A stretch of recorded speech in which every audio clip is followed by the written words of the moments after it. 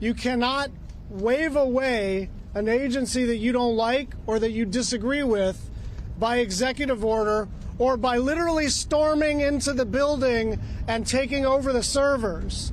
That is not how the American system of government works. Just like Elon Musk did not create USAID, he doesn't have the power to destroy it. And who's going to stop him? We are. We're going to stop him. We don't have a fourth branch of government called Elon Musk. And that's going to become real clear. They're shuttering agencies and sending employees home in order to create the illusion that they're saving money in order to do what? Pass a giant tax cut for billionaires and corporations. We talked about Trump wanting to be a dictator on day one, and here we are. This is what the beginning of dictatorship looks like. When you gut the Constitution and you install yourself as the sole power, that is how dictators are made. Democratic members of the House and Senate outside the Washington headquarters of USAID today. They stood with protesters who had gathered to denounce the Trump administration illegally shuttering that agency.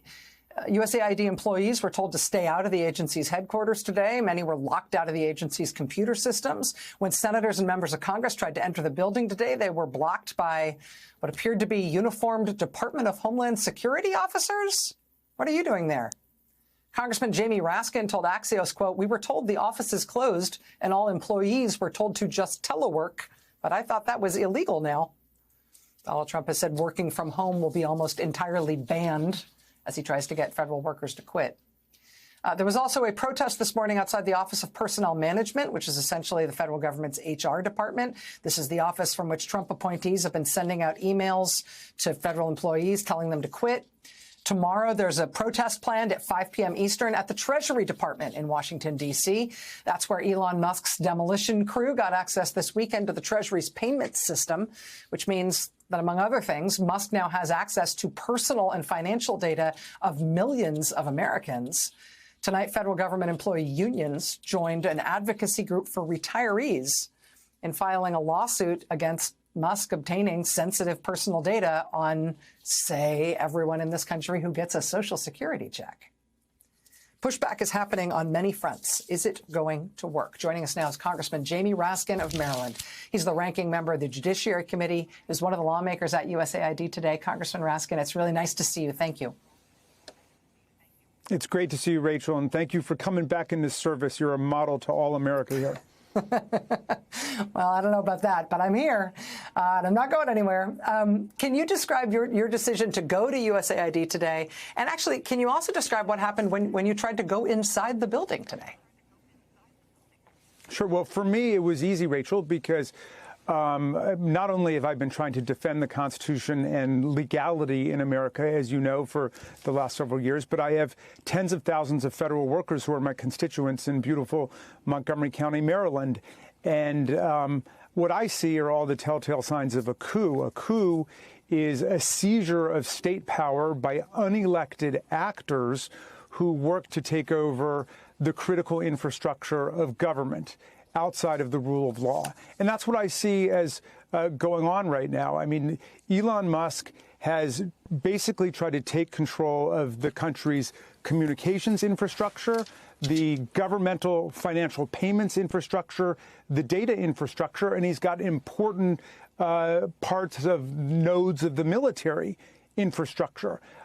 So I'm looking right through Donald Trump, who no doubt wants to abuse everybody's civil rights and civil liberties and centralize all the power in him. But at this point, you know, I'm with Steve Bannon and Laura Loomer and the people on the right who are saying, watch Elon Musk, because he's the guy who's trying to centralize all power behind him, and he hasn't been elected to anything. When you say that, as you did today, and we played the clip of it, that we're going to stop Elon Musk, what do you see as the most effective means of opposition to that, the scale of what you're describing there? Well, every democratic means available to us. Now, fortunately, because they think they're dictators, they're trampling the civil service law. I mean, the heart of civil service law is you can't fire people for political reasons. That's why we have a civil service, as you know, and yet they are being very open and explicit about their doing that. I mean, to the extent people are given any justification at all, it's that we don't think that you can successfully forward the agenda of President Trump, which is not an acceptable justification for firing people who haven't had a chance to even work for Donald Trump, right? These are professional, independent civil service members, Republicans, independents, Democrats. In any event, the vast majority of them have excellent civil service records, and you have to give them a due process administrative hearing and tell them specifically what are the charges against them. It's the same thing, by the way, with the inspectors general, 18 of whom were sacked en masse by Trump, when those people have the right to 30 days notice to Congress with a specific substantive elucidation of the charges against them. They've just run roughshod all over that. So we're going to start with civil service. We've got constitutional claims against them in a lot of places because the First Amendment stands for the same principle. You can't fire neutral, non-political officers like prosecutors, like FBI agents, like cops, simply because a new party comes to power and they think that they want to stuff it with their own political sycophants. Congressman, you were talking about civil service law and lawsuits to try to protect civil servants being one of the fronts on which the opposition can proceed. What are you seeing as the other potential fronts on which the opposition can advance in very short notice? Well, in Congress, of course, we're going to be fighting them in subcommittees and committees, on the floor, in the House, in the Senate, with filibusters at every turn. But popular protest is going to become very important here, and it's going to look very different from the first Trump administration. Everybody remembers, 1 million people gathering for the Women's March, and I have no doubt we could get at least that many, if not 5 million.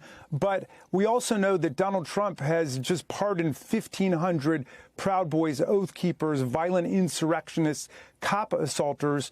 And so we don't want a huge protest like that to become a magnet for right-wing provocateurs and violence. Donald Trump would love nothing more than to send in the police and to, stage some kind of, declare martial law or something in a situation like that. But I think the decentralized local protests around particular departments, particular agencies, in particular towns and cities are going to proliferate. And I got to tell you, it was thrilling and exhilarating to see hundreds of people show up on just a couple hours' notice that we were going to have a press conference outside of AID today. So there's tremendous popular fervor here, and that's giving everybody a lot of confidence and showing that we're not afraid of these people. They might be attempting a coup against America, but we're going to stop them, and we're going to use every means available to us.